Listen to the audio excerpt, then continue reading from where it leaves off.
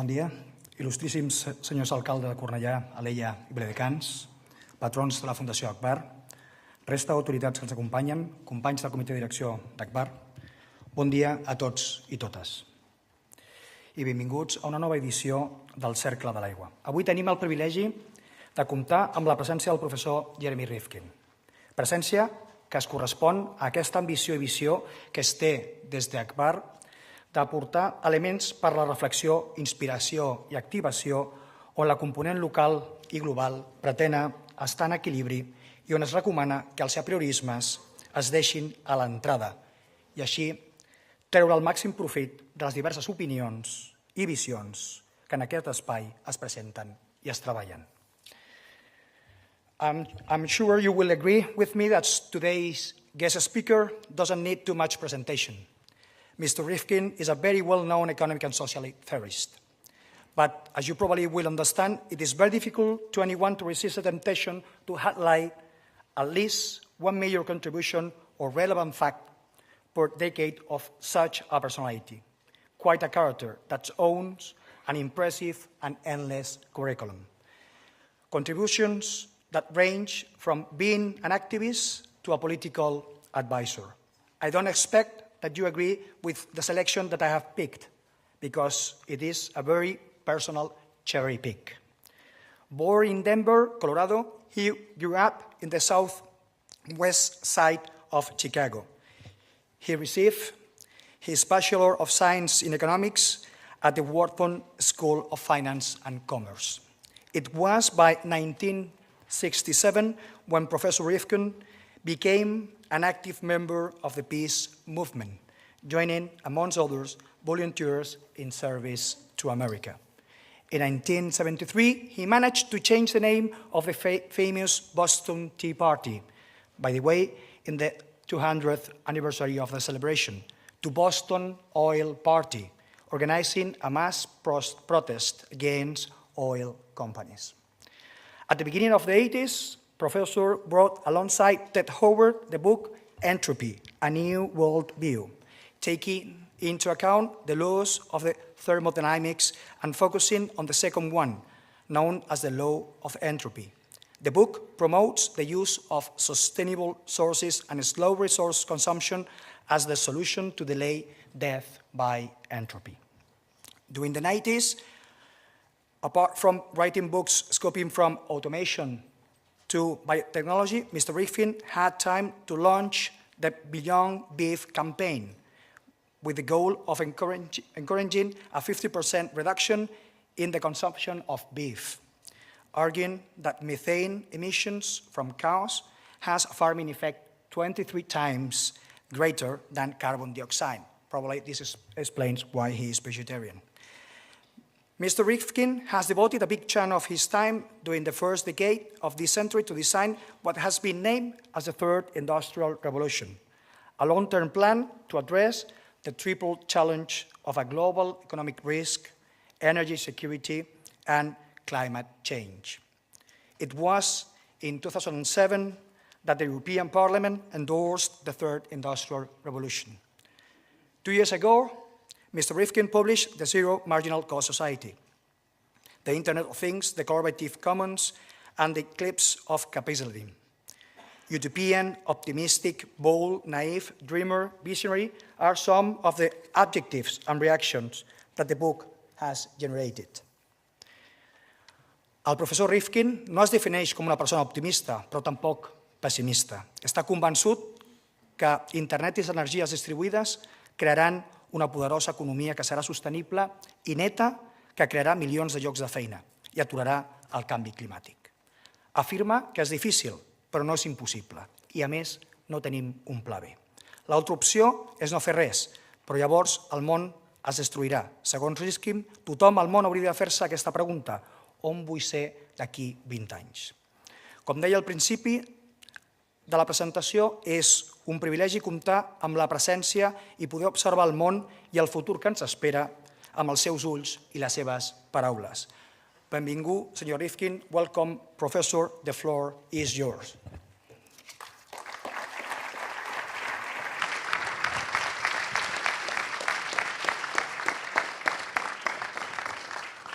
Good morning, everybody. It's always a pleasure to be in Barcelona.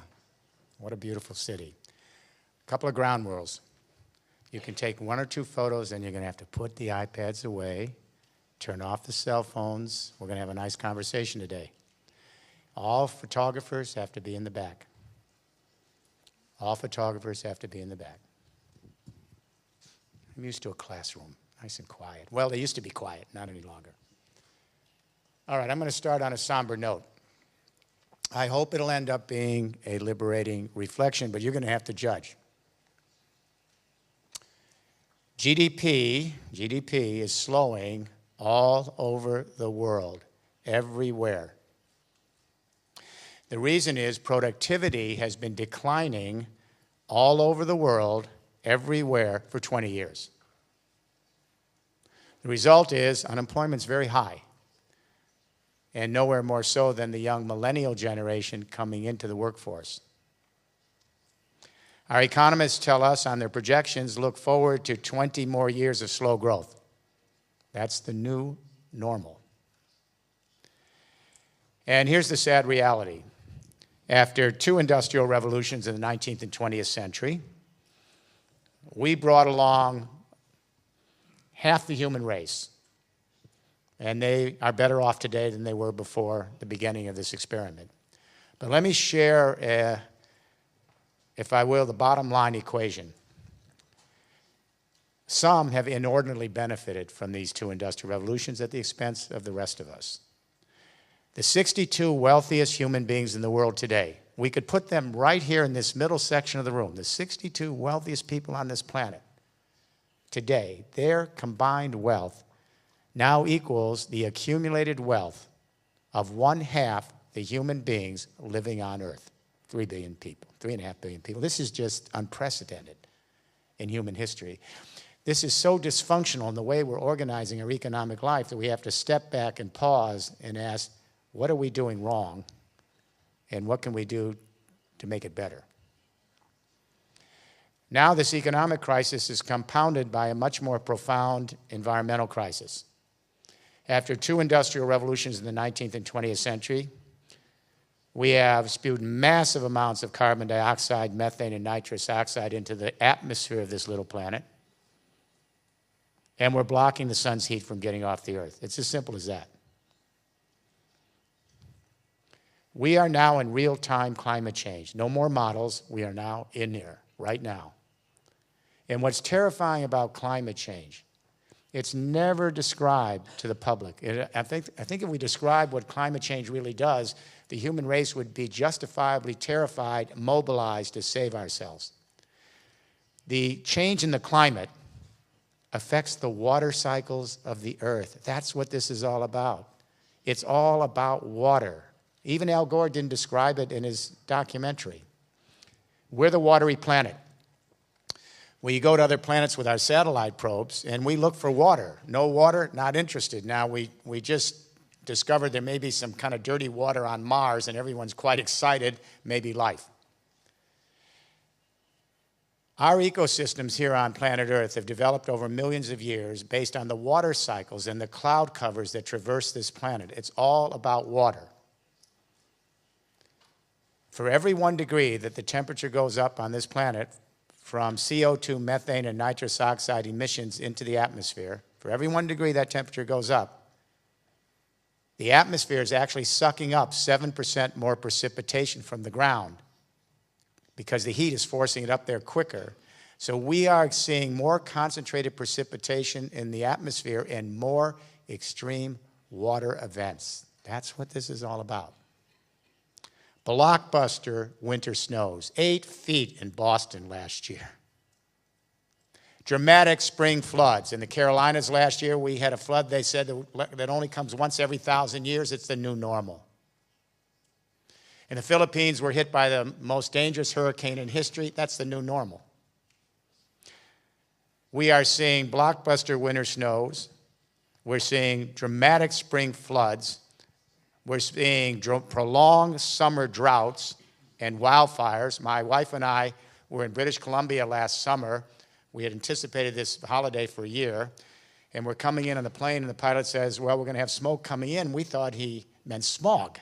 No, he meant smoke. We get to the hotel in Vancouver, the whole hotel is full of smoke because there are wildfires from British Columbia through California for 3 months, out of control. That's the new normal. We are seeing more Category 3, 4, and 5 hurricanes. Our ecosystems cannot catch up to what's happening here in the water cycles. We have an exponential curve in the water cycles with feedback loops that are dramatic. And you might have seen in the last 2 weeks 2 new scientific studies, one in the journal Nature, the other the journal Science, our premier journals. They're looking at Greenland now and the Arctic, and the water melts are much more dramatic and faster than we ever anticipated, pouring massive amounts of fresh water into the oceans, threatening the ocean currents and the jet stream. Now a new study came out last week, front page New York Times, on the Antarctic. The melts are quicker than we thought and could pour massive amounts of water there into the currents. The studies suggest dramatic new storms, unprecedented in human history. And we're talking about over the next 6, 7 decades. This is in real time. This is not something that can be put off. Our scientists tell us we're now in the 6th extinction event of life on Earth. We've had 5 mass extinction events, 450 million years of life on this planet, well before humans were ever here. And each time there was an extinction event, there was a turning point in the chemistry of the planet very quickly, and then massive die-out very rapidly. On the average, 10 million years each time to recover the biodiversity we lost, 10 million years. As my wife says, we're not grasping the enormity of this moment. We are the youngest species on this planet that we know of. We're the babies. Anatomically modern humans. We've been here about 200,000 years. And there's simply no guarantee. I'm reminded that 99.5% of all the forms of life that have ever lived on this little earth have come and gone. The odds are not good. It's hard to say this if you're a parent or a grandparent in this room. But this is the reality of it. We may be seeing a mass extinction event in the next 7, 8, 9 decades. We do not know if human civilization will survive. And right at the heart of this is the change in the water cycles, because water and how we move water is critical to this planet. Think of all the stranded assets. As the water cycles shift and the drought cycles shift, think of what we're going to have to do in 4 or 5 decades in this key industries, because water is about our survival, with stranded assets and hurriedly putting down new infrastructures and new ways to get water to people and to our ecosystems. Yeah, Hum is right. So what do? We need a new economic vision for the world, and it better be compelling. We need an economic game plan for that vision, and it better be deliverable quick. And it has to move as fast in the developing countries as in the industrialized nations. We have to be off a carbon-based civilization, off, in less than 5 decades, if we have any chance of beating this storm. So we need to step back and ask the question, how do the great economic paradigm shifts in history occur? If we know how they occur, we're going to get a roadmap and a compass here in Spain, in Europe, and around the world, so we can chart a new journey really quickly. There have been at least 7 major economic paradigm shifts in human history. And from an anthropological point of view, they're quite interesting because they share a common denominator. And that is, at a certain moment of time, 3 defining technologies emerge and converge to create what we call in engineering a general purpose technology platform, an infrastructure that fundamentally changes the way we manage, power, and move economic life. What are those 3 defining technologies? Number 1, new communication technologies to more efficiently manage our economic activity. Number 2, new sources of energy to more efficiently power the economic activity. And number 3, new modes of transportation, mobility, and logistics to more efficiently move the economic activity. When communication revolutions converge with new energy regimes and new modes of mobility, transportation, logistics, it does change the way we manage, power, and move our life here in human civilization. This is obvious what I've just said, but what I've just told you is not in a single textbook. Let me give you some examples. First industrial revolution, 19th century. The Brits led us into the first industrial revolution. They invented steam power printing. No more manual printing presses. This was a huge leap forward. We could put out fast, cheap, print. It was cheap, marginal cost down. So we had a revolution in print. Then the Brits laid out a telegraph system in the last half of the 19th century across the Isles. These communication technologies in Britain converged with a new energy source. The Brits went to a new energy called coal. Very cheap. Then they invented an engine to harvest it, the steam engine. And then what was really ingenious, they put the steam engine on rails. Locomotives, national railroads, urban life, the rest is history. So they created a communication, energy, and transport matrix to manage power and move economic life and created the modern urban industrial civilization. Second industrial revolution, 20th century, the United States. Centralized electricity. You know, we always think the internet's a big deal. My God, the telephone was a big deal. Instant communication at the speed of light. The telephone and later radio and television, those communication technologies converge with a new energy source in the U.S., cheap Texas oil, powered by the internal combustion engine. Then Henry Ford put everyone on the road, cars, buses, and trucks, interstate highway systems, rail, everything else was history. That second industrial revolution matrix of centralized telecommunication, fossil fuel, and then nuclear power, internal combustion, road, rail, water, and air transport, it took the whole world through the 20th century, and it peaked.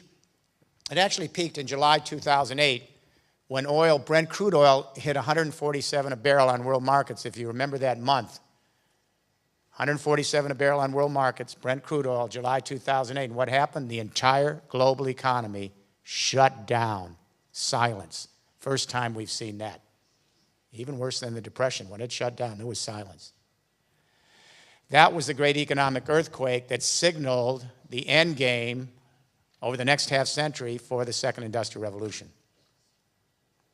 The collapse of the financial market 60 days later was an aftershock. The reason is this entire second industrial revolution is made out of and moved by the carbon deposits of a previous period in history.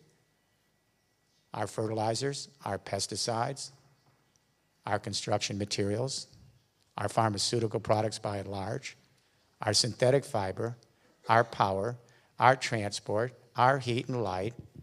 It's all made out of and moved by fossil fuels. And nowhere is fossil fuels more important than here in the water industry, which keeps the world moving because it's all about water. 8% of all the energy we generate in the world is used to move water, to extract it, to treat it, to pump it, to distribute it, and to recycle it. It's 8% of all the energy in the world, making the water industry a major elephant in the room in CO2 emissions. But it's a two-way street. It's not only that energy is used to move water, water is used to move energy. They are Siamese twins. There is a nexus. It's not well known, but the generation of power requires massive amounts of water. And this is like the best kept secret in the world. Massive amounts of water going into power generation. I'll give you an example. And before I put this statistic out in France, nobody knew this except EDF. And then I put out the statistic and everyone said, wow, listen to this. In France, for example, and this is true across the power generation, but let's just take nuclear power because it's true with fossil fuel power as well. About 80%, I think, of the electricity in France is nuclear generated. Between 40 and 50% of all the fresh water consumed in France each year is used to cool nuclear reactors. Did you hear that? Everybody? Between 40 and 50% of all the water in France consumed each year cools nuclear reactors. Nor are they an exception. Go around the world and you'll see. And what's interesting about the water is the water, it goes into the power plant and cools the power plant, and then the water comes back heated. But when it comes back heated, it's dehydrating ecosystems that are already facing drought from climate change, requiring even more water. And now the water's so hot in the summer that there are times where you can't even use it to cool the nuclear reactors. And therefore, your electricity starts to move down and you have an electricity deficit. Do you remember when all those poor old senior citizens died in those homes, those apartments? What was it, about a decade ago? That's what happened. Drought, they had to move nuclear electricity down. This is happening all over the world. In Brazil, where they have hydroelectricity, for example, because of droughts from climate change, there have been a couple years now where the electricity keeps going on and off. So water is needed for producing energy, and energy is needed for producing water. And now both are at the nexus with climate change. They're both part of the problem, and actually they are the solution. We have to focus on energy and water. So what do we do? Let me suggest one more thing here. Everyone in America was all gaga that oil prices went down to $30 a barrel, and then we have fracking of shale gas, and we've got tar sands, and we're now liberated. Well, anyone in the industry, including power companies in my global group, could have told you this is just a short-term bubble. What happened after 2008, when the economy shut down, oil went down to 50 a barrel. There was no economic activity. We started regrowing the inventories in 2010. Guess what? The price of Brent crude started to go up. All the prices started to go up. And around 114, 116 a barrel, purchasing power slowed again. Now we're at $30 a barrel because even the fossil fuel industry is now fighting among itself. So OPEC has kept the oil spigot open to knock out shale gas and tar sand, and it's worked. They're all going bankrupt. Read the front page of the Financial Times today. It's every day, stranded assets.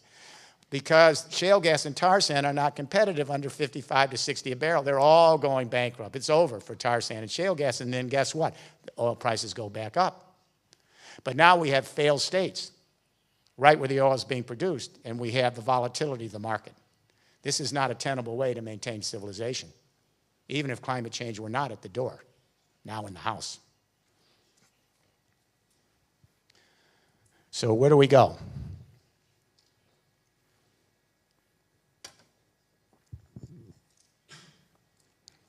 Let me share an anecdote. When Angela Merkel became Chancellor of Germany, she asked me to come to Berlin in the first couple of weeks of her new government to help her address the question, how do we grow the German economy on her watch? Now, we need to recall that Germany is the most productive economy per capita of industrial economies in the world, with 80 million people. When I got to Berlin, the first question I asked the new Chancellor, I said, Madam Chancellor, how do you grow the German economy when your businesses are plugged into an infrastructure of centralized telecommunication, fossil fuel nuclear power, internal combustion, road, rail, water, and air transport, and they can't get any more productivity out of that platform? This is the key to understanding a new narrative that has not been out in the general public discussion. I just mentioned productivity.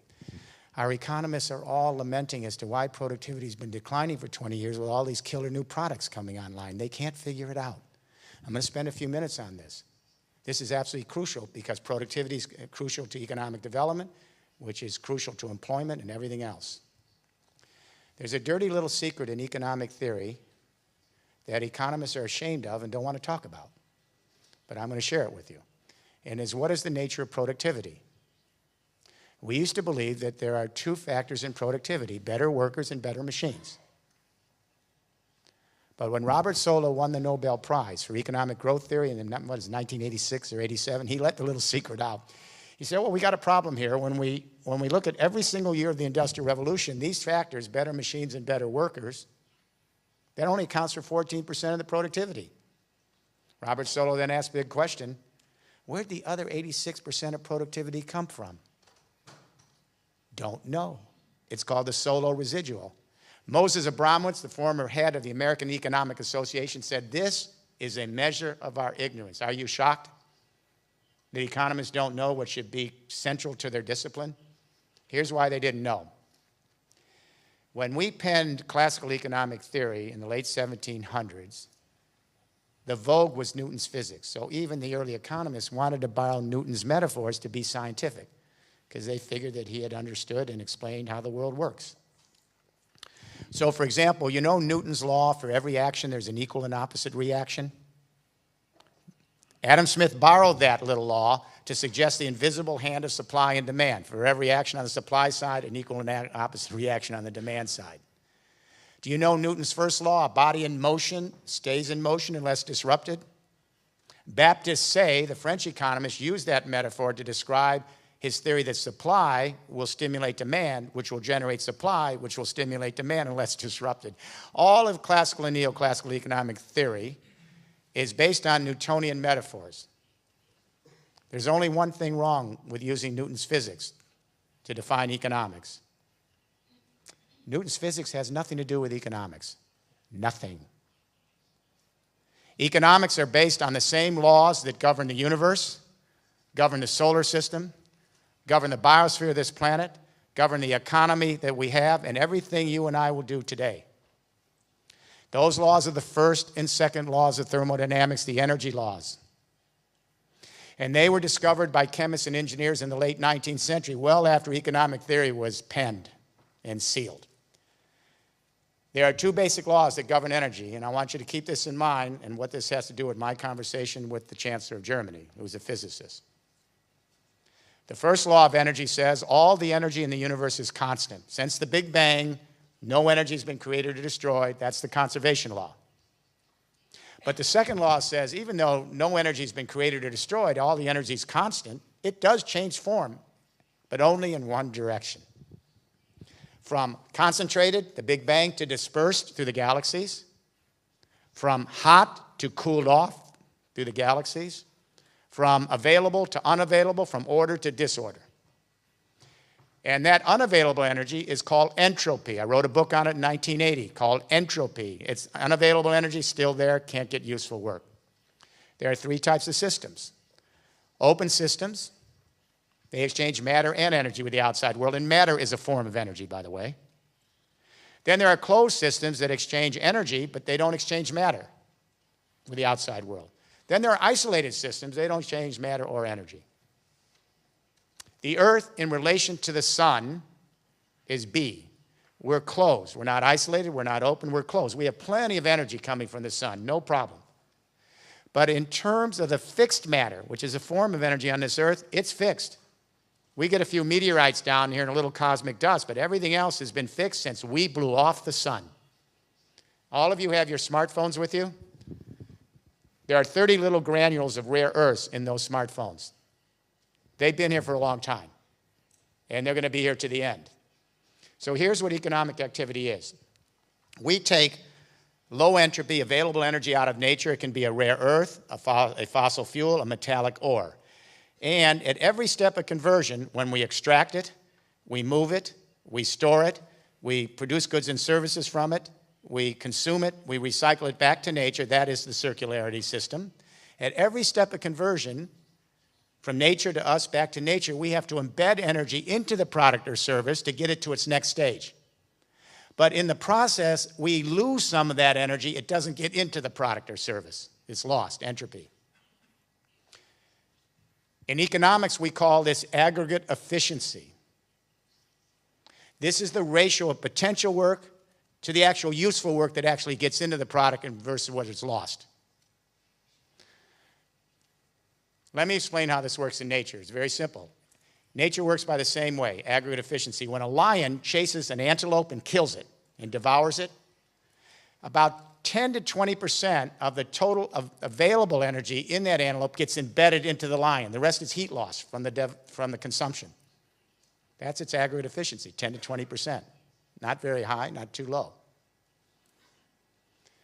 A new generation of physicists who have turned to economics have gone back and looked at the Industrial Revolution, and they put in better workers and better machines, and then they put in one more factor, aggregate efficiency. That's the potential work to the actual useful work that's embedded in every conversion in the value chain. And they found that it amounts to most of the rest of the productivity. Any engineer in this room could have told you this. Any chemist in this room could have told you this. Any biologist or architect in this room could have told it, because you all have to study the laws of thermodynamics before you go into your discipline. I teach in the oldest business school in the world. I taught the advanced management program at Wharton for 15 years, the CEO program. Not a single faculty in the oldest business school teaches thermodynamics. It's not required anywhere. So what does this have to do with the Chancellor of Germany and with water in Spain? She's a physicist, and I explained to her on that first day that the United States started off at 3% aggregate efficiency in terms of potentially useful work in the second industrial revolution, 1903. By 1990, we got up to about 14% aggregate efficiency. Nothing's changed on that platform in the US since then, 14% aggregate efficiency. Germany got to 18.5% aggregate efficiency in the 1990s. They reached their ceiling, nothing's changed. Japan led the world. They got up to 20% aggregate efficiency in 1990s. Nothing's changed. So I said, you can have market reforms, labor reforms, fiscal reforms. You can have all sorts of killer new incentives and try to create 1 million Steve Jobs.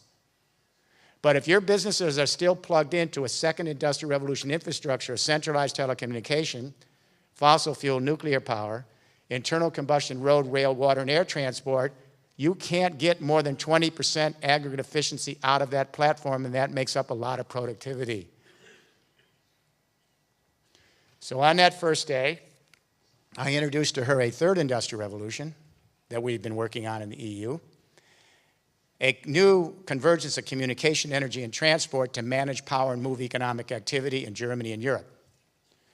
And at the end of the day, the Chancellor turned to me and she said, Mr. Rifkin, we will have this third industrial revolution you outlined for Germany. And I'll explain later what we've been doing in the last 10 years in Germany. The communication internet has matured. It's been 25 years since the World Wide Web. We all have our smartphones today.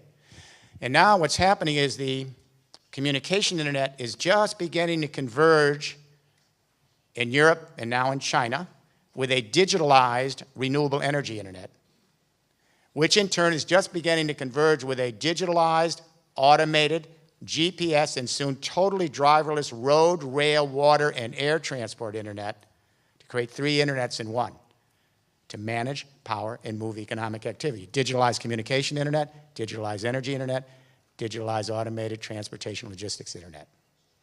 These 3 internets ride on top of a platform called the Internet of Things.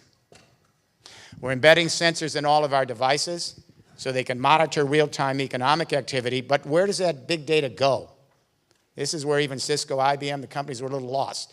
It goes to the mechanisms you use to manage, power, and move your value chains. Otherwise, the data doesn't give you much.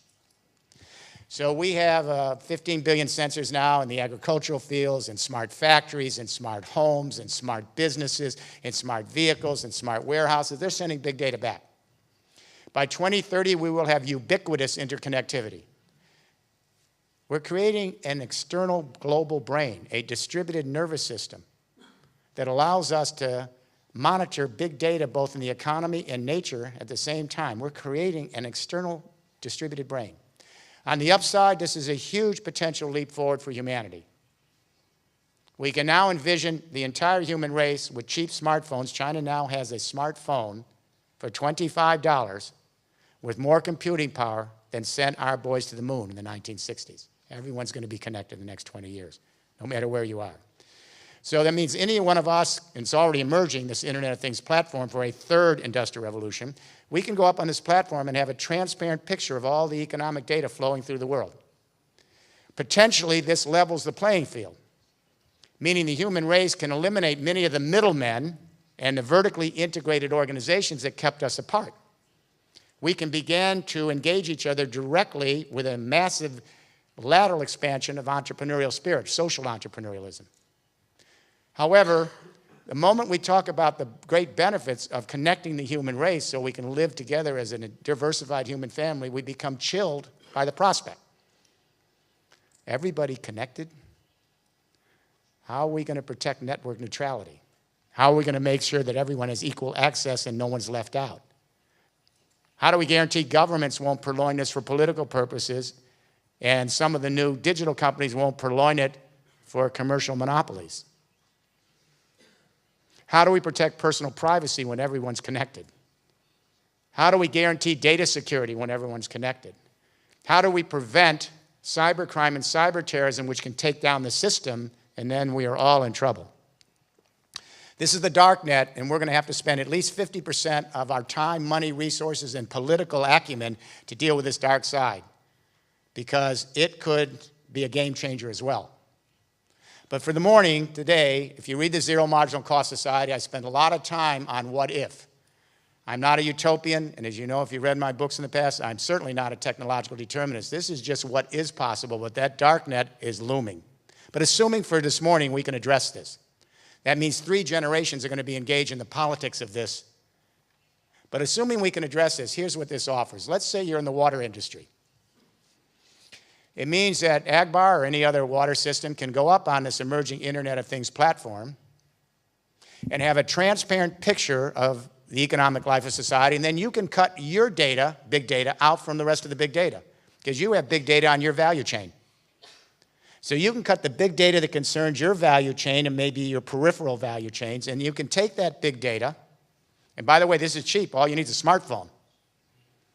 But then you have to apply your own analytics to that big data, create your own algorithms, create your own apps, so you can dramatically increase your aggregate efficiency, the ratio of potentially useful work, at every single corner of your conversions on your value chains and peripheral value chains, which allow you to dramatically increase your aggregate efficiencies and dramatically reduce your ecological footprint and really plunge your marginal cost so that you can stay competitive in a very streamlined, smart global economy that's digitalized. Some of the marginal costs have already gone to zero, and that's given us a zero marginal cost society. That's the title of the new book. It's given rise to something called the sharing economy. Can we just do me a favor? Hold off on bringing these cards up here just for a few more minutes so I can, it's a little distracting. Thanks. What is the sharing economy that's emerged because of digitalization? Everyone's hearing about it. The sharing economy is a little baby that capitalism gave birth to, and no one expected a mature economic system to ever give birth. Capitalism gave birth to this little baby. It's called a sharing economy, brought on by digitalization of the communications. And this little baby's flourishing alongside its capitalist parent, but like any parent-child relationship, the relationship is unformed. And there's a tug going on. The parent wants to nurture this child, let it grow, let it define itself, let it create an identity and a presence in the world. But on the other hand, parents are kind of ambivalent about children. In this case, capitalism also maybe would like to have the child be a direct reflection of the parent and absorb it into the parent's frame of reference. The child maybe wants to be absorbed, but sometimes wants to have its own way. What we're seeing here is this. This sharing economy brought on by digitalization and zero marginal cost is the first new economic system to enter onto the world stage since capitalism and socialism in the 19th century. How it proceeds is questionable, but I would suggest this. We are already in a hybrid economic system, part capitalist market and part sharing economy. At any given time of the day, we're all still sellers, and we're still buyers, and we're still owners, and we're still workers, and we're producing goods and services in the market for a good enough margin. We're getting profit, and capitalism is not going away. I make that clear. It isn't going away. On the other hand, part of the day, there are millions of young people right now this morning who are also prosumers. Right now, this morning, they are up on the internet, the communication internet, and they're producing and sharing music at the fixed cost low, the marginal cost near zero. What does it take to have studio quality in your little smart device so you can record your own music? Then you can send that music to one person or 1 billion people at the same cost on the web, near zero marginal cost. We have millions of young people producing and sharing their own videos. All you need is a little smartphone, take the video, put it on the web, and 1 billion people can come to your website. That's what happened to that Korean performance artist 2 years ago. 1 billion people on the website, 1 month, 2 months. We have millions of young people producing their own social media, their own news blogs, their own free e-books. Hell, my last book came out on the Pirate Bays before we could publish in all of our languages, and they even ranked it before Amazon. There's no way to beat this.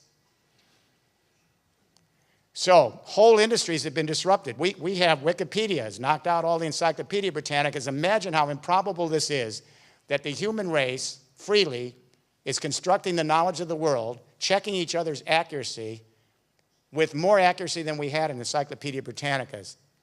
Who would have thought this could be? And it's free. Everyone's doing it with each other. We have 6 million college students taking massive open online college courses taught by the best professors, best universities. They're getting college credits. It's free. It's going to have to work itself out because there's a high dropout rate because you have to have physical contact when you're being educated. So they're going to be blended courses, part open online, part classroom and physical presence. The point is, whole industries have been disrupted since the little music software idea of Napster, 17, 18 years ago.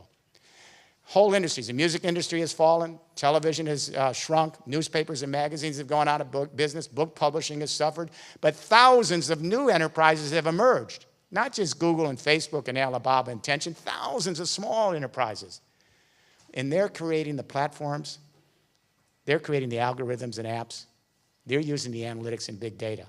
So while many industries have been disrupted, they've created platforms with new industries, and also those platforms then allow a lot of people to produce and share virtual goods with each other, eliminating the traditional market.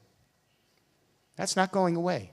You can wish it away, but it isn't going away, and actually it's a leap forward for humanity. We thought there would be a firewall here, and that while zero marginal cost would affect the virtual world of bits through digitalization, it would not cross the firewall to the physical world of atoms.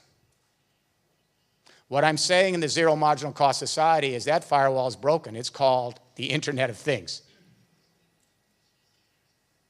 We now have millions of people in Europe, some in the United States and elsewhere, and they're producing their own energy now, solar and wind, at near zero marginal cost. It's never zero, near zero. Let's go back to Germany. What's happened in the 10 years since the first meeting with the Chancellor?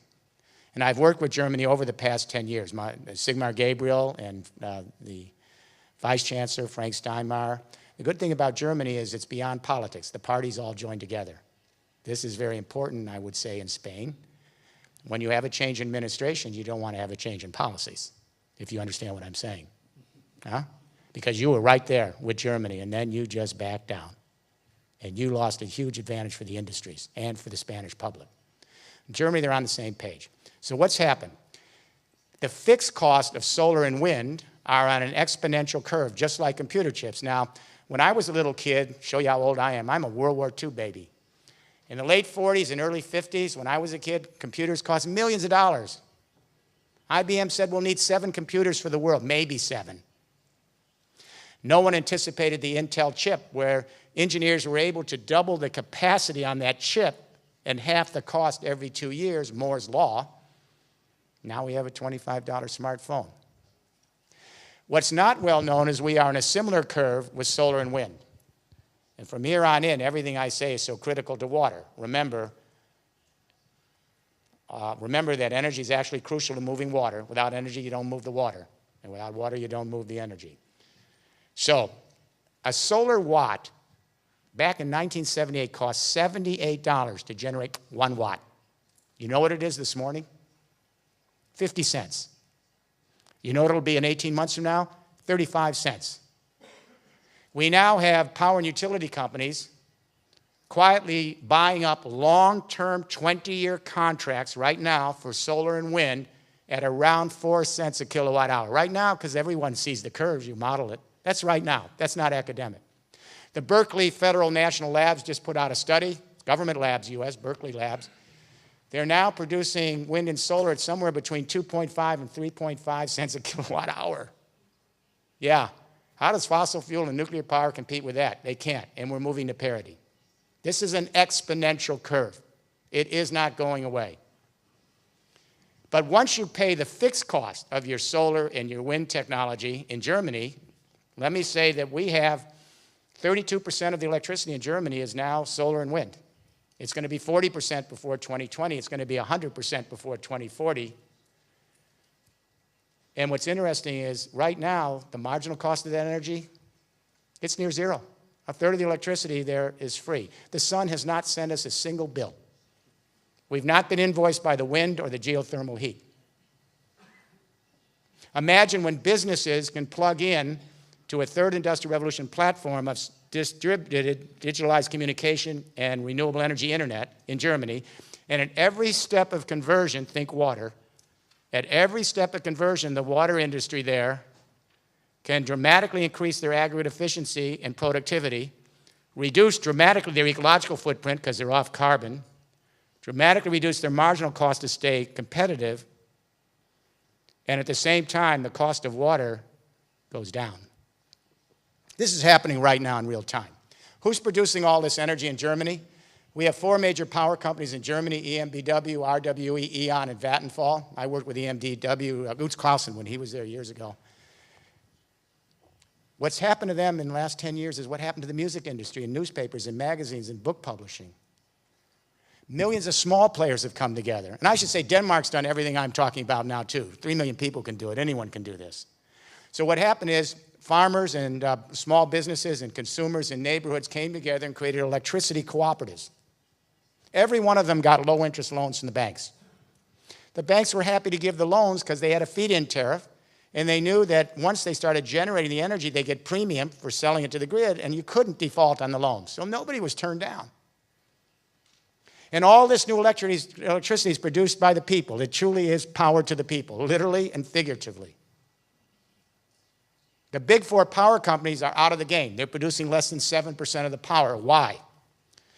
In their defense, they were the most efficient organizations in some ways to channel centralized energies because you needed massive capital input, very complex operations, and you had to create vertically integrated organizations to create economies of scale. There was no other way to do it. It didn't make any difference if you were in a capitalist or a socialist country. You had to create vertical organizations to move this energy that was centralized.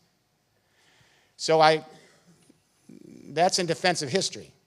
But the new energies, they aren't centralized, and they don't require that amount of capital input to process, extract, and process them. But you have to collect the sun everywhere in little amounts, collect the wind everywhere in little amounts, and the geothermal heat. That means it rewards cooperatives and small players coming together in lateral economies of scale. Does this mean it's the end of the energy and power industry? No. Not necessarily, but they have to change their business model. So about 7 years ago, E.ON asked if I would debate their chairman, Mr. Tyson, who's still there, you know Mr. Tyson, in a neutral country, the Netherlands. And at that time, I said to him, look, you're not leaving the second industrial revolution tomorrow morning. This is not tomorrow morning. This isn't either or. It's how to get from A to B over 4 decades. So you have to be in 2 business models at the same time. You're going to have to be in the second industrial revolution model as you phase out over 4 decades. And you're going to have to be in the third industrial revolution model as you phase in so you can make the succession. And I said there are 2 different business models because the architecture of the first relies on a platform that's centralized, top-down, has to be proprietary and closed for vertical economies of scale. The second platform, the third industrial revolution platform, architecturally is designed to achieve its goals by being distributed, collaborative, open source, and rewards lateral economies of scale. So what's the new business model? In the new business model, E.ON makes money by selling less and less and less electricity. So Mr. Tyson said, how do we make money by selling less electricity? We generate it, we sell it. I said, what you'll do is you'll set up partnerships with thousands and thousands of enterprises. And you, under contract, will help them manage their energy and big data on their energy flows. You will help them with their analytics, their algorithms, and their apps. So those thousands of enterprises you contract with can dramatically increase their aggregate efficiency at every conversion on their value chain, dramatically increase their productivity, dramatically reduce their ecological footprint and their marginal cost. In return, those thousands of enterprises, they're going to share their productivity gains back with E.ON. It's called performance contracts. Performance contracts. We're already doing this. Last year, GDF Suez, it took a while, came to the formula I laid out. They sold out their fossil fuel nuclear. They're moving to energy management. And they are finding a way to help be part of erecting and manage the energy internet. But they're going to have to partner with ICT, consumer electronics, and logistics, and many other industries to make this work. This is about collaboration beyond, on competencies, not sectors. It's not just China. I mean, not just Europe. Let's look at China. I'd never had any dealings in China. I'd never been to China. All my work's been in the US for 25 years, and the last 25 years, Europe. And I was quite shocked. One day I was literally playing around on Google a few years ago at Christmas, and I noticed that Premier Li had just come into office, Premier China, and he'd put out his official biography, and up front he said he was a fan of my last book and had read it thoroughly, The Third Industrial Revolution, and instructed the State Council and the Development Reform Commission to begin moving on these themes. I've been back and forth there since. I was just there the last 2 weeks working with the leadership. But to show you how fast they move, 11 weeks after my first visit, formal visit, the chairman of the state electricity grid, the national grid, announced an $82 billion 4-year plan starting this year to digitalize the electricity grid of China, the biggest grid in the world, so that millions of Chinese people could produce their own solar and wind and send it back to the grid. Watch Brussels, watch Beijing, watch Berlin, watch Beijing, hopefully watch Catalonia, watch Beijing, watch Spain, hopefully. So the coming together of the communication internet with the digitalized renewable energy internet makes possible the automated GPS driverless transport and logistics internet. Now again, think water. It's not just about energy. A lot of the water has to be transported by freight, by ocean liners, by trucks. You have a huge transport for irrigation, especially as dislocations come to this industry because of climate change, and that infrastructure is stranded. A lot of your water is going to have to move mobile, not just through the pipes, because you can't put the pipes in fast enough to deal with the contradictions that are happening. So what about transport? The automobile was the centerpiece of the second industrial revolution. Buying automobiles grew the global economy. But now the millennials have thrown us a curve. They just don't want to own automobiles. That's grandma and grandpa. 2 cars sitting in the driveway or at office doing nothing 90% of the day. These young people want ownership, do not want ownership. They want access to mobility in real time, not ownership of a vehicle over time. And they're quickly moving to car sharing services. This is the coming together of the internet. So they go up on a smartphone and they're connected to a car sharing service. That's the communication internet, the web. There they are on the screen. Immediately it transfers them, because it has their ID information, to the transportation internet, GPS. GPS locates a driver within 90 seconds of the would-be passenger. They connect, PayPal pays. Why would kids ever want to own a car again? Some of you remember Larry Burns, the former executive vice president of General Motors till a few years ago, one of the intellectual leaders in the auto industry. He's now at the University of Michigan, just did a survey of Ann Arbor, Michigan. And he said, even right now in Ann Arbor, Michigan, a middle-class city, we can eliminate 80% of the vehicles and have better mobility and cheaper right now. Now let's extrapolate his study, which he didn't. We have 1 billion cars, buses, and trucks in the world right now choking us in traffic. They are the number 3 cause of climate change, global warming emissions. Transportation, logistics. Number 1 is buildings in terms of CO2 emissions. But in Germany, we've retrofitted several million buildings now, retrofitted them and turned them into micro power plants for clean energy. So this is going to move around the world. Retrofitting, installation of smart technologies. Your buildings have a dual purpose. They are now nodes to generate power, big data. By the way, does anyone know what the number 2 cause of global warming emissions is? I always mention this because no one seems to want to talk about it. Even Al Gore won't mention it. Anybody? Cows, beef production, beef consumption, animal husbandry, agriculture. When I wrote a book on this in 1990, Beyond Beef, the Academy, everyone said, you are out of your mind, now confirmed with all the scientific studies, and no one wants to talk about it for fear that we may have to slightly change our diet. So if the human race can't even change its diet and go down the food chain, how the heck are we going to avoid extinction? Number 3 is transport. If you take Larry Burns' extrapolated study, we will eliminate 80% of these vehicles in the next 2 generations to 3. The rest of those 200 remaining vehicles will be electric vehicles. China has 5 million vehicles coming out in the new 5-year plan that we're working on. 5 million in the next 5 years. So the rest of the 200 million vehicles will be electric. They'll be hydrogen fuel cell. They'll be operating by near 0 marginal cost renewable energy. They'll be 3D printed with recycled recomposite material. The Stratus is already out. It's an Italian car. It's partially printed. Drop dead beautiful. The Italians know design. And these vehicles are going to be driverless. Road, rail, water, and air. China just introduced an air drone to the electronics fair in Las Vegas. It picks you up and delivers you. There's no one in there. And to show you how fast this works, what does this mean for the transportation industry? Does this mean it's over? No, they have to change their business model and be both in the second and the third industrial revolution over 4 decades. They're still going to sell millions of cars, buses, and trucks. But the exponential curves are moving toward driverless and sharing. So let me give you an example. A few weeks ago, I was in Stuttgart. I was asked by Daimler to join them. as they introduced a new business. It's been a little over 2.5 weeks, 3 weeks ago now. Daimler sells millions of trucks. They're going to sell millions of trucks. But what's interesting, they had me lay out the same narrative I'm laying out to you. We had the journalists from around the world there. And then at the end of my narrative, the chairman of Daimler Trucks got up, chairman, and one of the board, 8 board members, and he took us live to a helicopter feed out on the German expressways with 3 trucks. And then they're waving to the drivers in the trucks, and he says to the drivers, well, first he announced that there are 300,000 trucks now, Daimler trucks, on the roads outfitted with sensors. I did not know this. I don't think people did. And these trucks are now what I call mobile data centers. They are full of sensors, and they're watching traffic flows, weather conditions, what's available at the warehouses, everything you could possibly know about mobilization of logistics in real time, mobile across systems. So they go to the helicopter goes to the trucks, and the chairman of Daimler Trucks says, take your hands off the wheel and take your feet off the pedal.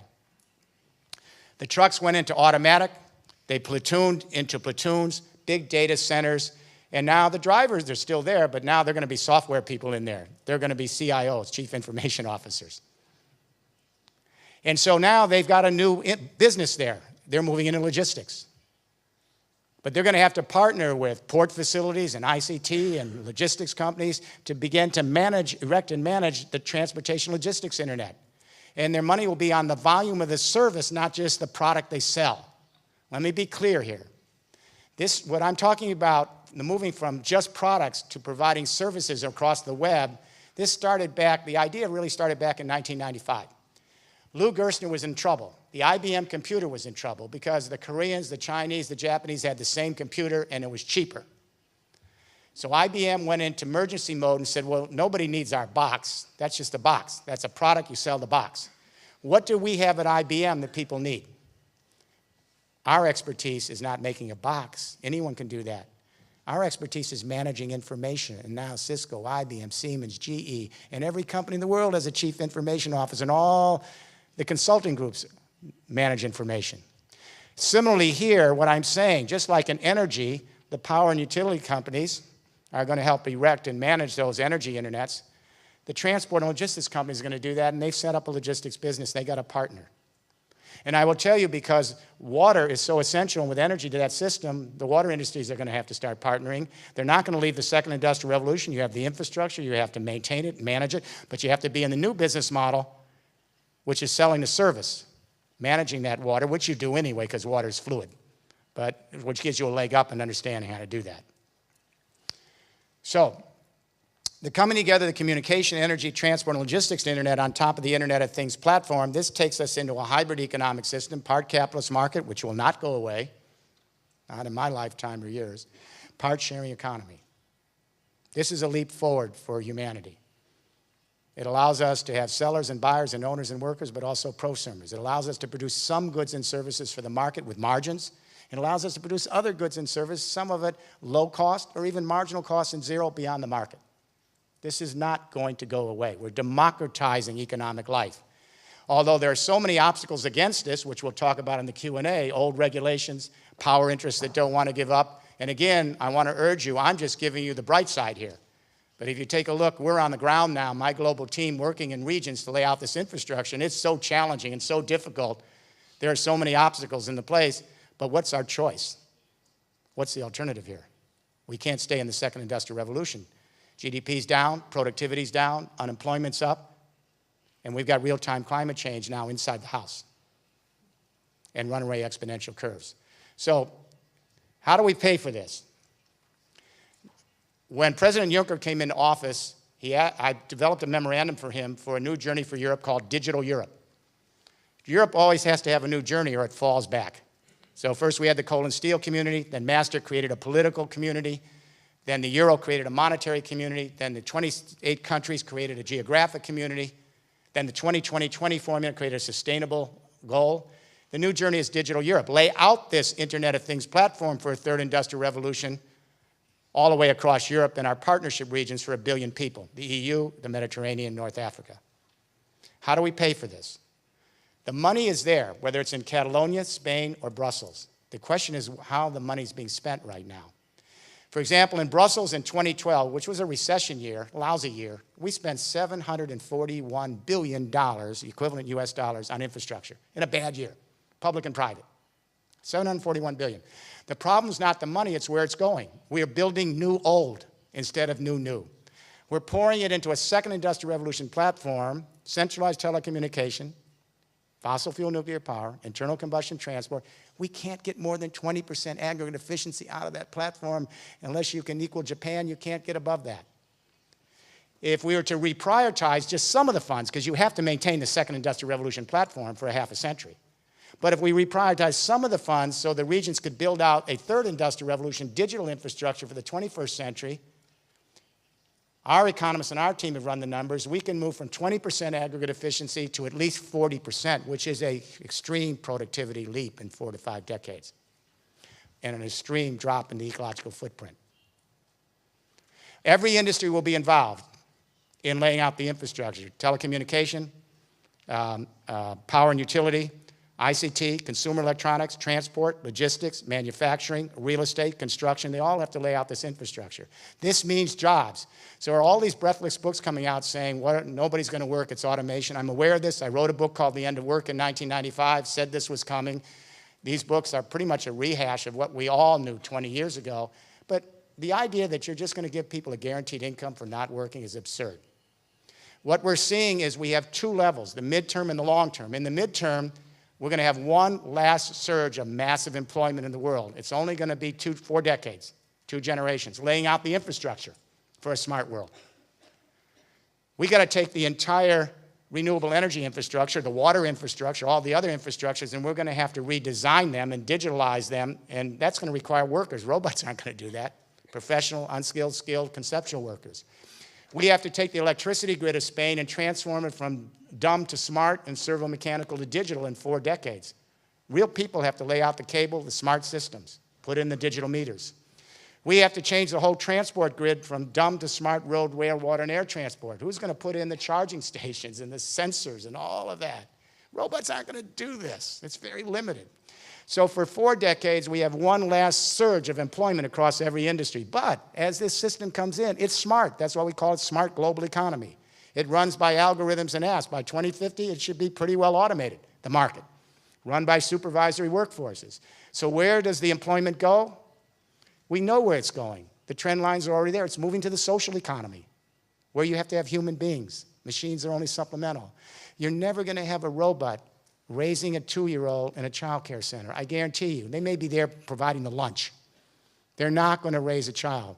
So when social capital becomes important, we move jobs to the social economy. And that's a huge employment. It's the largest growing employment sector in 40 countries. It's self-sustained. Fees for services, over half the income is not government, it's not foundation support, over half fees for services. So there are plenty of things for people to do. Let the machines do the work.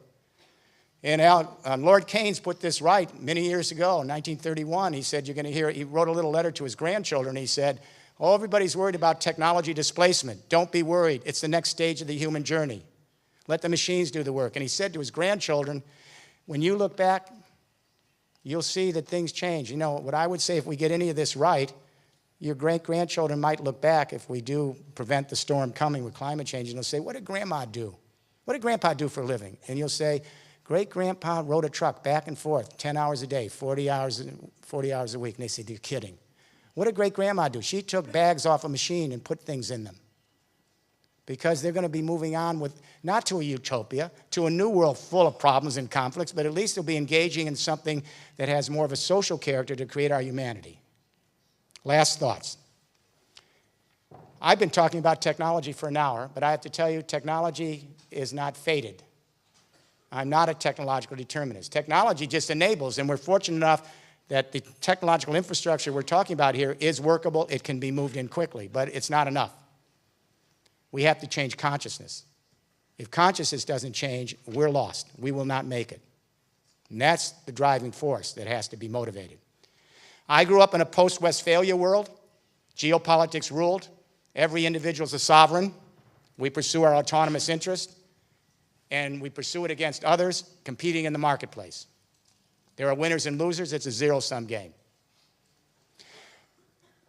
Our nation states are sovereign. They represent our individual sovereign interests in the world battlefield, and they compete with other countries in the marketplace or in war for scarce resources in a zero-sum game.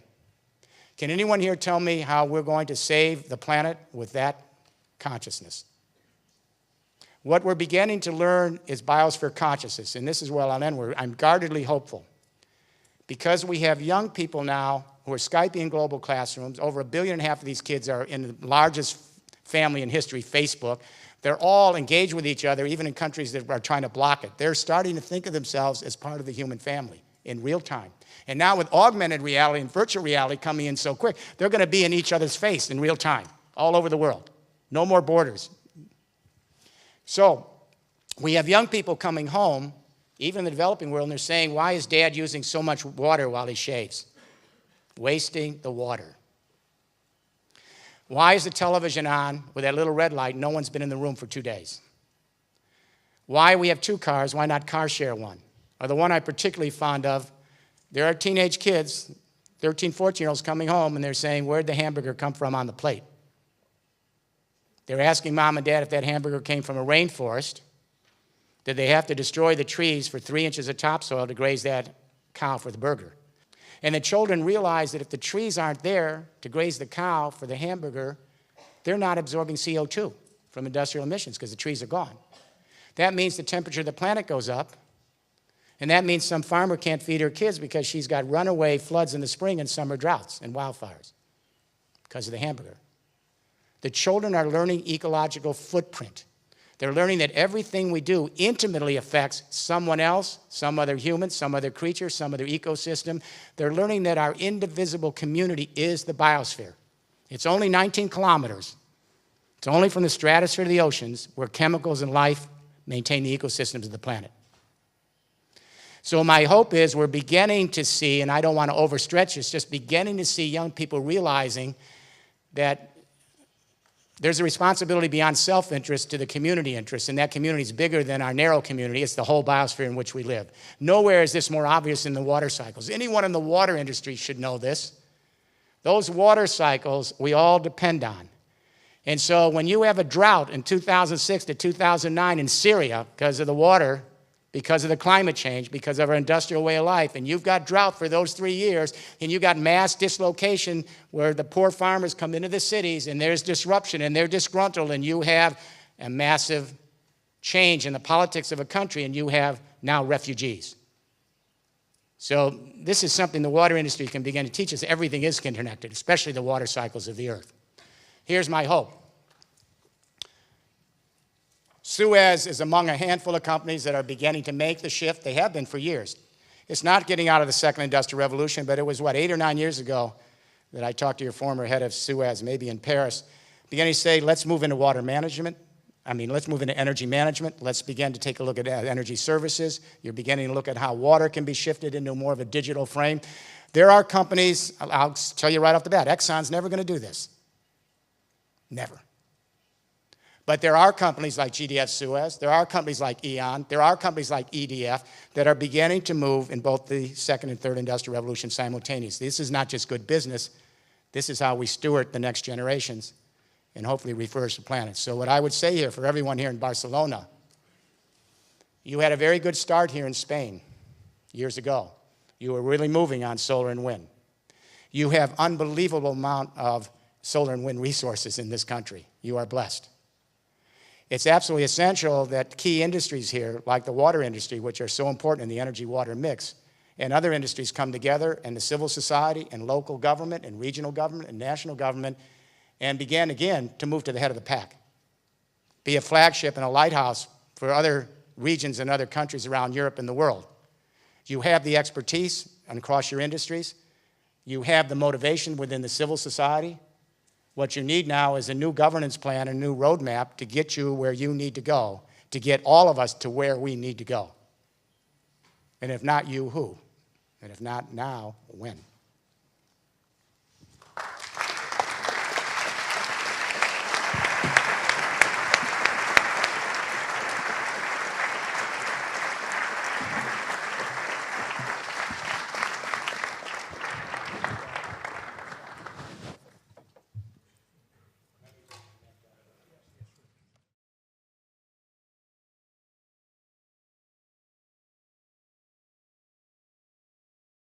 Thank you very much, Mr. Rifkin. It was a real pleasure to listen to you and to see how challenging is the future, probably.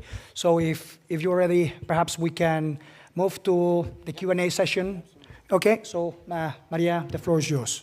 Okay, thank you, Mr. Rifkin, for your interesting... Okay, I'm here. I'm not sure where it's coming from. So. Okay, I'm here. You will need to...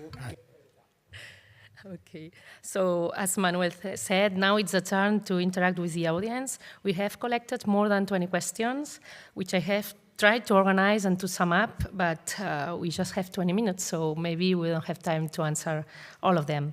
So let's start with the energy and water commons. We have one question regarding your vision on decentralized and green energy production and distribution. To what extent are these dynamics applicable to water? Water has different resources, qualities, and treatment requirements. Water has different uses, irrigation, industrial, and drinking water. And also there is a need to be returned this water to the receiving bodies in a correct quality. In this setting, how do you forecast water management in the future? You use two terms here, decentralized and distributed. We have to be very clear about the difference between the two. Decentralized is where you go off on an island. Distributed is where you produce locally, but you share what you're producing across these internets, communication, energy, and transport. They are very different. We had a terrible problem with the German publication of this book because they refused to use the word distributed, and it confused everybody. Now, in the water industry, we were talking about this yesterday when we had a nice conversation. It's different than the energy internet. In the water industry, there will be decentralization to some extent, where you can go off and be able to use your own water and recycle, but you're going to have the appropriate regulations and standards. And the reason I say this, our biggest concern is building resiliency against disruption in the system. Let me use energy as an example. When Katrina hit New York and New Jersey, the big storm, there were huge amounts of buildings that had solar on them. People bought them, they had their power plants. They couldn't use their power because the electricity utility company said, we won't let you do that. If the power goes out, we take everybody out until we fix. They won't let them go off because they want to control it. All you needed was a simple converter device, and you could have gone off and been able to withstand the storm. In the water industry, I think there's going to be serious discussion. Yesterday's conversation was helpful with all of it. We're going to have serious discussion about some form of decentralization for industrial, commercial, and residential uses, which is you can go off the system and store, just like cisterns you used to have on the roofs. You can go off the system and store water and be able then to reuse it if there's a disruption of the system, reuse it to maintain your water supply. Why is this important? We are very worried about disruptions in the power grid. If a power transformer is the subject of cybercrime, or a natural disaster, and power transformers go out, the whole system goes down. It takes 3 to 6 months to put those transformers back in. By that time, everyone's dead. We need water. Water is crucial. The electricity stops, there's no water flowing. So I think we're going to have to talk about what we call resiliency into the system, and Agbar and other water systems working with incentives provided to homeowners, industrial, commercial, and other spaces, since the appropriate incentives, and also for the water companies to work with them on quality controls, et cetera, so that if there's a disruption to part of the system, because it's shared and distributed, you can go off.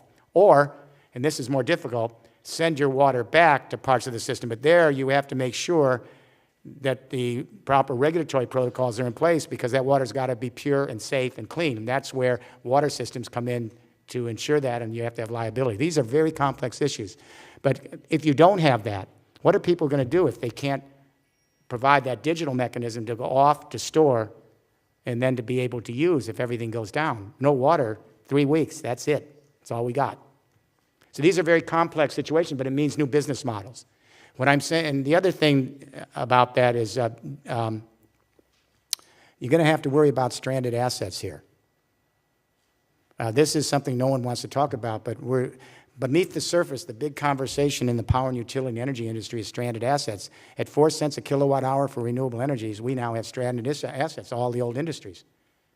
This is going to be the next bubble after a real estate bubble, stranded assets, nuclear fossil fuels. Well, to show you how significant this is, President Hollande and Prime Minister Cameron want an EDF nuclear reactor built in the UK. Last week, the chief financial officer of EDF resigned. He says, I can't go ahead with this. It'll collapse the company. We already have huge amounts of debt. Now imagine when the chief financial officer of EDF says we can't do this. What I'm suggesting is that's another area we have to deal with. But here's the upside.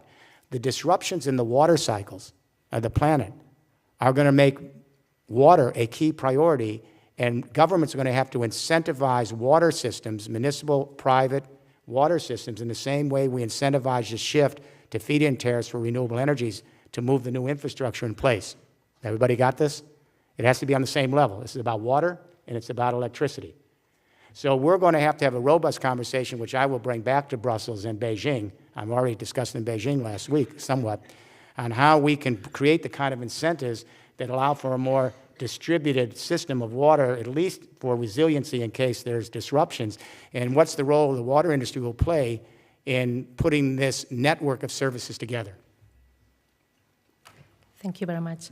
Continuing with a model service, a water model service, you have just talked about the role of the citizens in the energy sector and the concept of the prosumers. Do you think that this role can exist within the water cycle also? Yep. Well, we already are doing that. We have 3 test regions going on now. I chair a company called TIR Consulting, and it's made up of many of the scientific and engineering institutes in Europe, transport, logistics, power companies, et cetera, our architectural firms. We're doing 3 areas to see how this works, because it's extremely difficult modeling it. But we're in northern industrial France, Haute-France, which is now a consolidated region, the old industrial region, in our 3rd year of deployment, and we're now involved with Rotterdam to The Hague, the whole region of the Netherlands, from the port, Rotterdam, the municipal, to The Hague, and the first member state, Luxembourg, and we're engaged in a plan. The reason I mention this, these plans are totally collaborative. We don't come in and do a plan and then hand it to them. Now, this is something new. That's what traditionally, you contract with construction industry, et cetera. We go in and we work with the regions. They have the expertise. They have to bring together their government, their academic community, their civil society, their business community, and it has to be their plan, customized to their region and their priorities on how to move from a 2nd to a 3rd industrial revolution, how to move the business models, how to create a circular economy, how to put in blockchain so they can move their systems forward. These are very complicated. We work with them jointly. It's called democracy. It takes a little longer, but at the end, it's their plan. And when you buy your own plan, and you know it's your plan, it's motivated. So if you go to Nord-Pas-de-Calais, and we've had delegations from around the world go there because they're skeptical, and they'll see a whole region motivated and mobilized, universities, high schools, the chambers of commerce, but they did it. So what I'm saying here is the civil society is not just something you say as a passing thought, let's have them at the table. You have to have all the players, government, public capital, business, market capital, civil society, social capital. You got to bring everyone together to lay out this plan quickly to create a digital Europe, region by region. Okay, going deeper with this last thought, how does the 3rd industrial revolution impact in the concept of state and public administrations? And here we have 2 questions, but they are linked. What affect the state? Yes, how would the 3rd industrial revolution impact on the concept of the state and public administrations? What should the public administration do to encourage this model on the city, regional, national, and European Union level? And also, could public and private partnerships be helpful on that view? Well, as an American, what's interesting to me about the EU, and I'm a newcomer to the EU, 20 years, 15 years, almost full time, is you have something built into the EU that is a novel experiment in political paradigm shifts.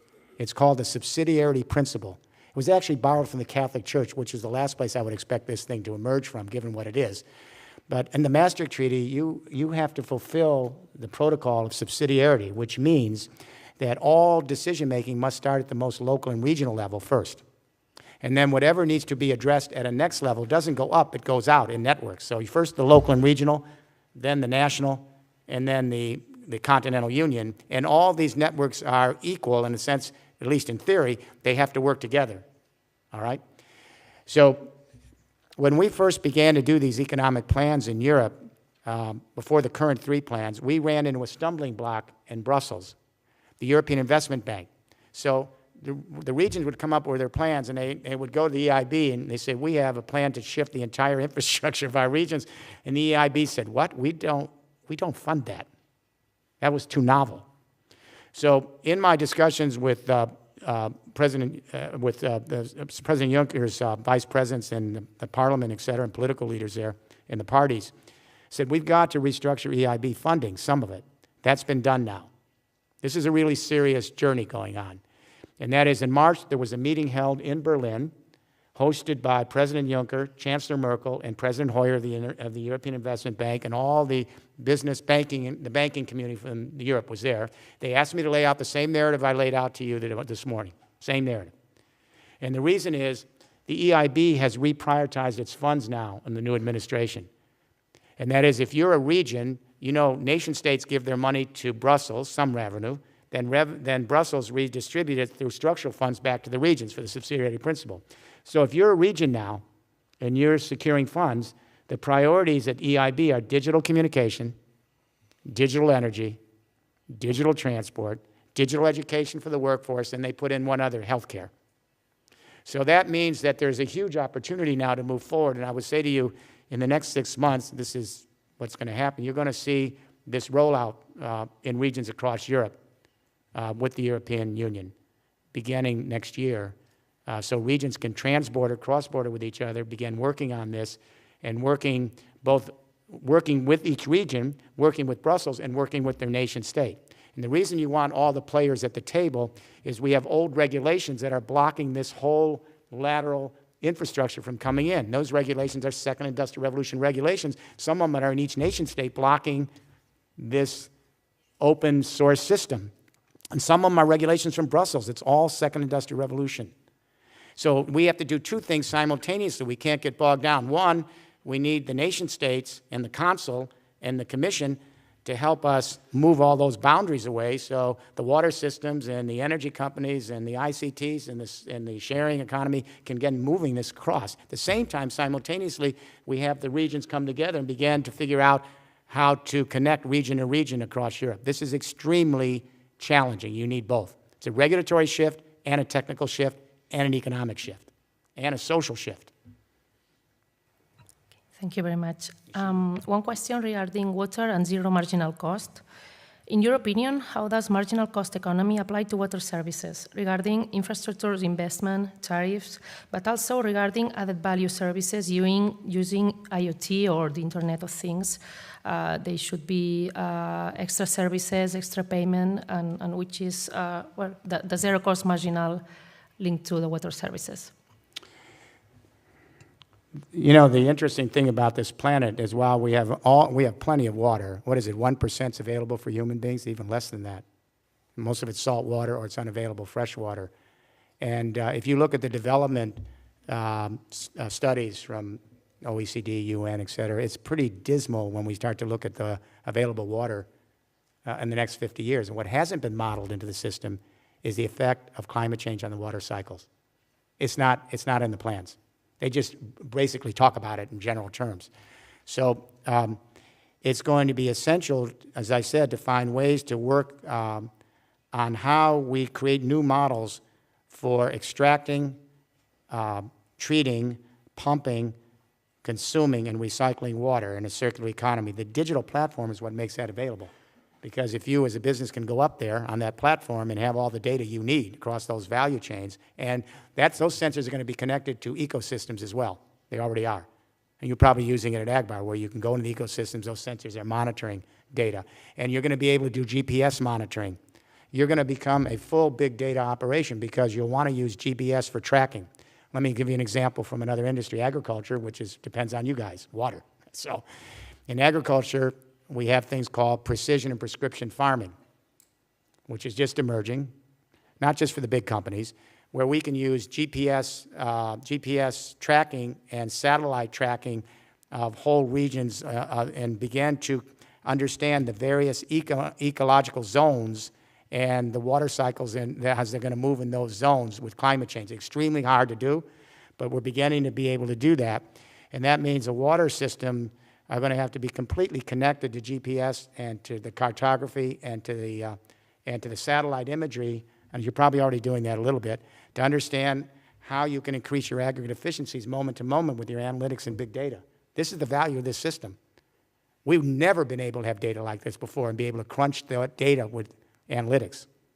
This is going to allow water to be able to move, hopefully quick enough to reshift where it's needed and where it's available. The biggest problem you're going to have is you're in constant disruption in the water industry from here on in. You are in constant disruption. Energy is not in constant disruption, except the new energies are replacing the old. But you're in disruption now day to day because of the shifts in the water cycle. So one of the things we'll have to do is not only incentivize the water systems, both in regions, municipalities, and commercial water systems. We have to not only incentivize, but we have to find ways to build resiliency in the system, as I said, with some decentralization in case there's disruptions. But also, we're going to have to build resiliency so that you can find distributed systems that allow you to move quickly if you have to change where the water's coming from. These are huge assets. So in some ways, that infrastructure is a public good and it's going to have to be paid for to incentivize regions and cities and public and private water operations, because water is critical to our survival. It's a public good. Sometimes it's administered publicly, sometimes privately and with public engagement. This is, I don't think, if I may say this charitably, I think GDF Suez is considering this, but even there, we're all just starting to look at this in the last year or so. This is really new. Everything I said today is happening somewhere. It now needs to be scaled. But we need to bring it into public policy. We need to bring it into the public arena so the public understands what we need to do together, so that we're all moving on the same compass and the same roadmap. Okay, thank you very much. We have time for one more question regarding the right. 20 questions. Well, no. All right, I'm willing to stay a little longer if you like. I think we need 1 more hour, but if you have time, let's there's take no a couple problem. more, because okay, I think a couple more. Okay. Let's go to a quarter okay, to, let's so I take two can of get them. some feedback here. Okay, thank you very much.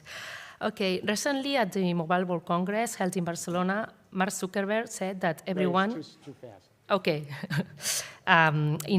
We had a Mobile World Congress held in Barcelona some weeks ago, and Mark Zuckerberg said that everyone deserves access to internet. This statement created some controversy about the priorities for developing countries. As you know, we are governed by the ONU Sustainable Development Goals, such as access to safe drinking water and sanitation, action on climate change and sustainable cities, and also more.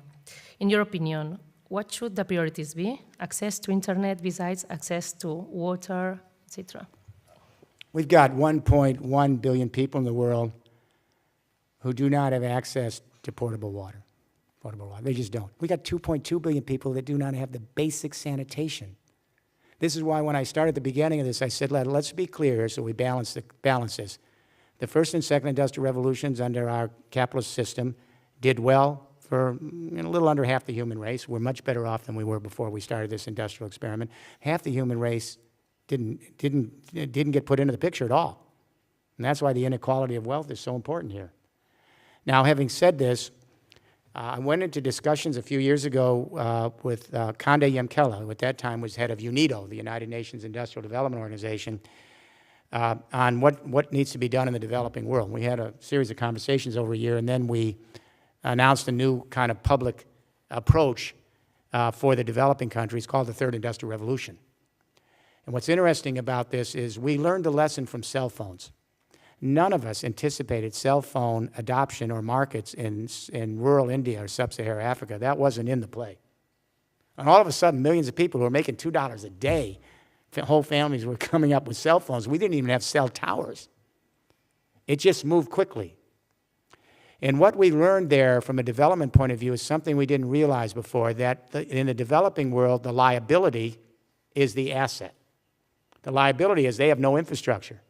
They don't even have an electricity grid in many of these places. That's the asset. Because as you know, in the water industry, and this is true in other industries, it's easier to create virgin infrastructure in terms of cost and speed than to renovate old infrastructure and to transform it.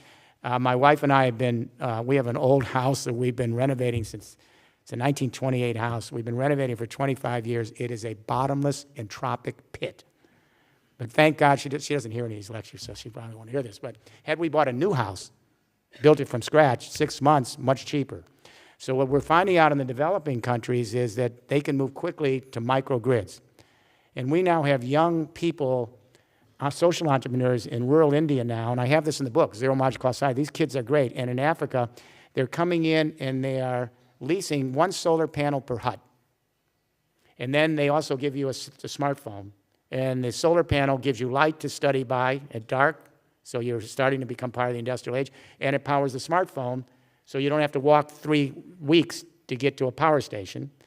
And that smartphone allows you to send $1 every week to keep the lease going, which is less than kerosene, which is poisonous, and fossil fuels. Then it's paid off. And they are connecting up 200 huts in a village for $2,000. They're putting the wires on the huts. They've got the solar panels there, they got the smartphones, and they've got a little bunker for the battery and some software that goes back to headquarters. And they're creating microgrids across these regions. So instead of the old centralized infrastructure, these would be state-of-the-art microgrids that can connect in lateral networks. So I'll say one more thing about this. Ban Ki-moon, the Secretary General of the UN, has made universal electricity his legacy goal. And this is important because where you take a look, the poorest countries in the world are places they have no electricity, and therefore they don't have water either. Huh? They don't have electricity, so they don't have water. How do you bring water without electricity? Isn't that the problem? You got to have electricity. And the other thing, from a sociological point of view, these poor countries are where you see the most enslavement of women and children. They are patriarchal. They have lots of kids to insure against downtime, and the women and the children are the slaves. These are the most patriarchal societies, and really, when you take a look at electricity, what it did is it freed women in the West. When electricity came in, they no longer were slaves to the hearth. They could go to school. And when they went to school, they could then go out and get jobs, because the electricity revolution allowed people who had just mental skills but not upper body skills to prevail in new industries like that required mental but not big body skills. This liberated women, absolutely. So show me a place where you're beginning to see electricity come in, and all of these places, what we're seeing are women are creating these electricity cooperatives. Then they're freeing their kids up to go to school. This is going to change the population question. You can give out 1 million condoms or 1 billion condoms, makes no difference. Bring in electricity, and you're going to see a revolution in the developing world. So I think Ban Ki-moon's mission's there, and I think the key here is for industries across the world and our governments to help the developing countries, but to do it a new way. Remember, this third industrial revolution is designed to be distributed, collaborative, open, transparent, and it creates lateral economies of scale. So we need to have businesses come in that can help these regions lay out these infrastructures. And bring electricity in, you'll have potable water. If you bring electricity in, you'll have proper sanitation. If you bring electricity in and the water is pure, you won't have the diseases that are ravaging the human race and killing off little babies prematurely. Always think energy and water, water and energy. And so I would say here, and I'm not just saying because I'm here with you at this meeting, we have to begin to take a look at the whole area of water in the transformation with the same care and attention that we have placed on energy in the transformation, because without either, we can't make it. With both transformed, we may be able to move to a post-carbon society, create a more sustainable living pattern for the human race, and hopefully save us from the worst ravages of climate change. Thank you. One more question, this time regarding energy storage. Maybe it's too technical, but the public asked for it. So you wrote The Hydrogen Economy in 2002. 14 years after, what do you think about the maturity of technologies of hydrogen to store renewable energies? I'm in favor of all storage technologies. Let me say that the energy internet requires 5 pillars that have to come in simultaneously, or the system starts to convulse. It's like a construction site. You have to do things simultaneously, one after the other, or you stop. So the transportation internet is 4 pillars. We formalized those by passing the European Parliament, the Third Industrial Revolution, as our game plan in 2007, but some countries did better than others at these pillars. Germany did well in 3 of the 5 pillars, but 2 of them it didn't put in time, and now it has to wrestle to catch up. Pillar 1, put in feed-in tariffs or other incentives for early adoption. Then hopefully phase out within 10 years, early adoption so people create micro power generation. Hopefully we thought that we would be able to phase out in a period of time as the adoption led to lower prices, fixed prices, and it went much quicker than we thought. We thought 20 years, we're moving to parity. In some places like Germany, we can begin to move out of the feed-in tariffs. But everyone will need some form of incentive. So Germany did very well on that. They got a lot of solar and wind, a third of the grid already, electricity grid. Pillar 2, we said you have to retrofit your buildings. You cannot transform your buildings and property sites unless your buildings are efficient. If they leak, they can't become micro power generators. So that's extremely labor intensive. It's a huge boost for the construction and real estate industry to retrofit with energy service companies the whole building stock of a country. Germany has retrofitted 2 million buildings and turned them into micro power and created lots of jobs. There's massive amount of jobs in Spain to take all of that overcapacity that you had and begin to turn these not just into habitats, but turn every building into a node. That's a big data center, a micro power generator, and if you will, a charging hub for your transport. And use ESCOs to do it. You pay back by the energy savings, so there's no reason you need to do anything more than that. Number 3, Germany did not put in the storage quick enough. I wrote a memorandum for the chancellor early on saying put in some money for hydrogen, 500 million. She did. They did the research, but not the deployment. You have to store this stuff. The sun isn't always shining. The wind doesn't always cooperate. Hydropower can be down because of water tables. They're intermittent. You have to have storage in. So we like flywheels, we like capacitors, we like batteries, we like water pumping, we like them all customized to the region. I believe hydrogen will prove to be the centerpiece of storage, and it needs to be scaled. All of them are there, but they need to be scaled so that we can move the improvements quicker. Hydrogen is the basic element of the universe. It's what the universe is made out of. And if you're in the water industry, you know it's modular. So you can put hydrogen to store renewables in an apartment building, that module, or in a big power company complex. So there are companies all over. For example, Hydrogenics is in our group. They're the oldest electrolyzer company in the world. They're working, I think, with, it's either RWE or E.ON, and putting large-scale hydrogen storage across their utility complex. So I think the car companies are moving to hydrogen. There's electric vehicles, but you may not know this. The 6 major auto companies, GM, Daimler, Honda, they've come together in a consortium, and they're moving to production in 2016, 2017. The fuel cell stations are coming in. There's going to be several hundred in Germany by 2017. You're going to see both electric and hydrogen fuel cell vehicles. And guess what?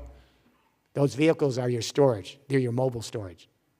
Not only will you need storage in your buildings and offices, but try to imagine in 30 years from now, there's going to be millions and millions and millions and millions of electric and fuel cell vehicles. They're storage. So even right now in Europe, you have cars that are electric, you take them to the office, you're sitting in your office, you can program them so they are monitoring the price of electricity on the grid. And when the price goes up on the grid, you could program your software. This is the moment you sell some of your electricity from your storage in your car back to the grid. This is already happening. So when you have millions and millions and tens of millions of vehicles, they're going to be mobile storage. And that's already beginning. That's already happening. So you're going to see electric. You're going to see hydrogen fuel cell. You're also going to see hydrogen storage along with batteries and other forms of storage in all the buildings and infrastructure to store these energies. I should say Pillar 4, Germany didn't do too well on. You have to put in the advanced meters to digitalize this and create smart systems. The German government created the most advanced meter in the world, and I think it's only $100 they're now deploying. Should have been done before. Should have been done before. Other countries have done it earlier. And Pillar 5, you have to put in the charging stations for the hubs, for the transport. So I give Germany certainly has done, I would say, better than anyone else, except Denmark. I mean, let's put Germany and Denmark up there. As I say, you were running head-to-head with all of them a few years back. I think you can get back at the head of the pack. I really do. I know the industry's here. And so I think the promise is there. The build-out is moving quickly. The exponential curves are dramatic. The disruption's really heavy against the old business models, as every business person knows in this room. So the key challenge will be to be playfully stressed. because changing a business model is really dramatic. Changing the way we operate from selling just goods to also providing services and managing and erecting networks, this is a huge shift. It requires deliberation, mindfulness, the ability to collaborate across industry lines to set up these networks, to be constantly open because there's going to be a lot of mistakes along the way because this is uncharted territory. It's extremely challenging. But there is no plan B. Plan B is to stay in the model we have, and it's dysfunctional for the economy, and it's taking us to the wall and the change in the water cycle. So we really don't have any choice. Okay, I think we could be here for days asking you questions and you giving us back answers, but let's stop it here. But before just ending, please, I will beg you a close round of applause for our for our guest speaker today, Mr. Rifkin.